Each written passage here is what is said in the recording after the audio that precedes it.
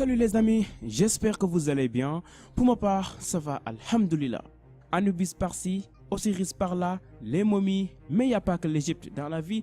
Le reste de l'Afrique aussi a eu une vie avant la colonisation et ces civilisations successives sont assez intéressantes à étudier, même si les sources ne sont pas abondantes. Quand on pense que certains retraités considèrent que l'Afrique n'est pas assez rentrée dans l'histoire. Et aujourd'hui les amis, nous allons découvrir les 10 civilisations africaines aussi fascinantes que l'Égypte ancienne, mais dont personne ne parle. Alors, vous êtes prêts? Allez, let's go! Carthage.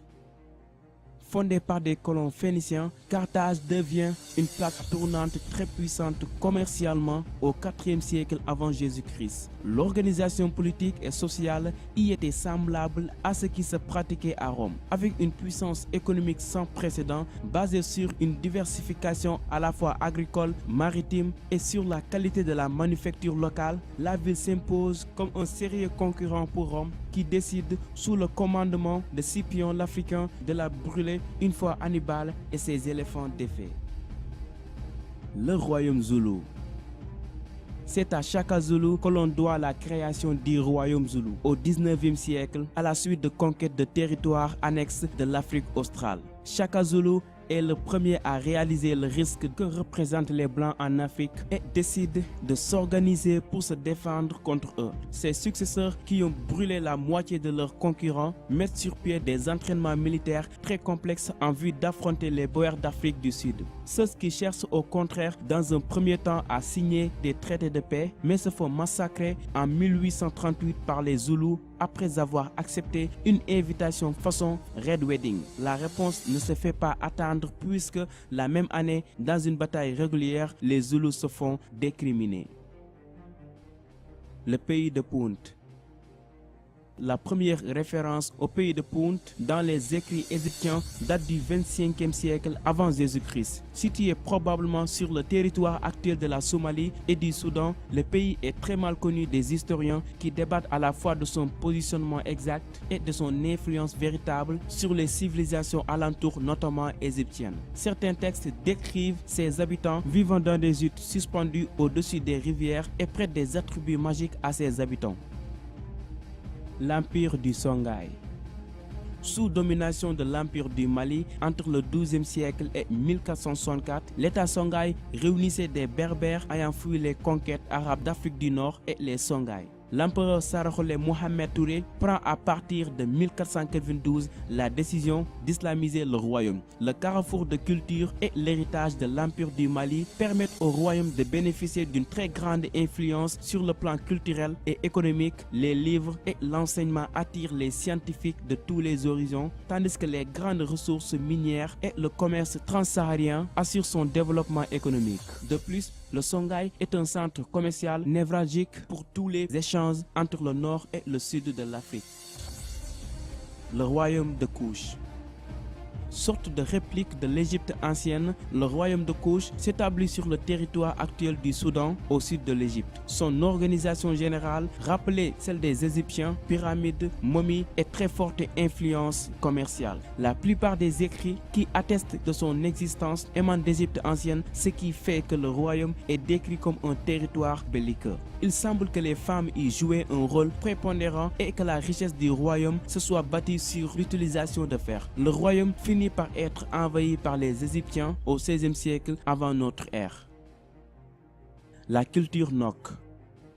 Découverte sur le tard en 1928 par l'excavation surprise de sculptures, la culture Nok était située sur le plateau du Nigeria. Elle est surtout célèbre par ses sculptures en terre cuite qui représentent le plus souvent des humains dotés de coiffures et d'atouts extrêmement élaborés. On sait peu de choses de cette civilisation, sinon qu'elle bénéficiait d'un système social et judiciaire très en avance pour son temps, avec notamment un système de cours de justice complexe qui rappelle l'organisation occidentale moderne de la justice. Les scientifiques ignorent totalement les raisons de la disparition de cette culture tout à coup autour de l'an 300 avant Jésus-Christ. L'Empire du Mali. Fondé au XIIIe siècle, après une guerre contre Petit Royaume, l'Empire du Mali est un territoire multiculturel qui regroupe dans la paix des populations issues de différentes ethnies. Sur le plan religieux, il n'impose pas de religion officielle, mais avait cette particularité de faire régner un empereur musulman sur une population majoritaire animiste. Sinon, c'est au niveau administratif que l'Empire du Mali impressionne avec une vraie subdivision des provinces sous la houlette de gouverneurs et un conseil de sages assimilable à un gouvernement pour prendre des décisions au niveau impérial. À son apogée territorial, l'empereur Kanga Moussa réalise un pèlerinage à la Mecque dont il revient avec de nombreux scientifiques. Il fonde également des écoles à Tombouctou où des élèves issus de tout le territoire peuvent venir étudier, et encore Mansa Moussa était et il est encore l'homme le plus riche de l'histoire de l'humanité. L'Empire du Ghana.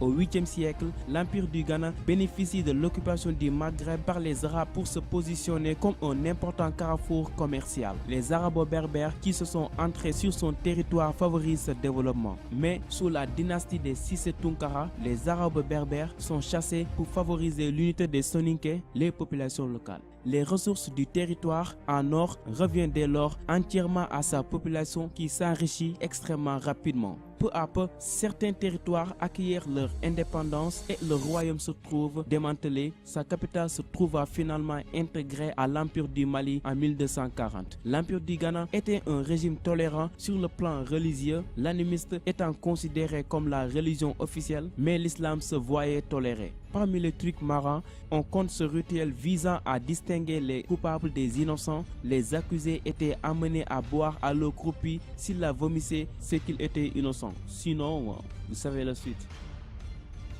Le royaume du Bénin. À son âge d'or, vers la fin du XVe siècle, le royaume du Bénin s'étendait sur toute la zone du sud du Nigeria. Le chef Oba Ewuware entame une série de conquêtes pour former un empire. Autrefois, le titre d'Oba, correspondant au leader, était redistribué à la mort du chef. Désormais, il sera héréditaire. Au cours du XVe siècle, les navigateurs portugais débarquent sur les côtes du royaume et passent avec ses dirigeants des accords commerciaux et diplomatiques. Des ambassadeurs sont désignés et le royaume échange des épices, son ivoire et ses matières premières contre des objets manufacturés dont des armes venues d'Europe. La puissance militaire du royaume est évaluée à 100 000 hommes. L'arrivée des Anglais avec qui le royaume bénin entame les échanges commerciaux change la donne. Au 19e siècle, les Britanniques imposent des négociations musclées à l'Oba et restreignent les productions du royaume à l'huile de palme. Puis, ils envahissent militairement les territoires béninoises et incorporent son territoire aux colonies britanniques. Le royaume d'Aksum. Situé au nord de l'Éthiopie, le royaume d'Aksum a bénéficié pendant près de 100 000 ans de sa situation au carrefour de la Méditerranée et de la route des Indes pour développer une puissance commerciale sans précédent et asseoir sa domination sur la mer Rouge. Les marchands romains mouillaient au royaume pour réaliser du commerce avec les Indes et l'intégrale des matières premières issues d'Afrique, ivoire, encens, or, transité par ces ports. À partir du IIe siècle, le royaume s'est doté d'une monnaie propre. À son apogée, il s'étendait sur 1,25 million de kilomètres carrés du nord de l'Éthiopie jusqu'à l'Arabie du Sud et le Yémen et était considéré comme l'une des 4 grandes puissances mondiales, avec la Chine, l'Empire romain et la Perse. Allez les amis, c'est tout pour aujourd'hui. J'espère que cette vidéo vous a plu. Quel est le royaume ou la civilisation qui vous a le plus façonné? N'hésitez pas à me le dire dans les commentaires et abonnez-vous aussi pour encore plus et plus de vidéos. Allez, ciao!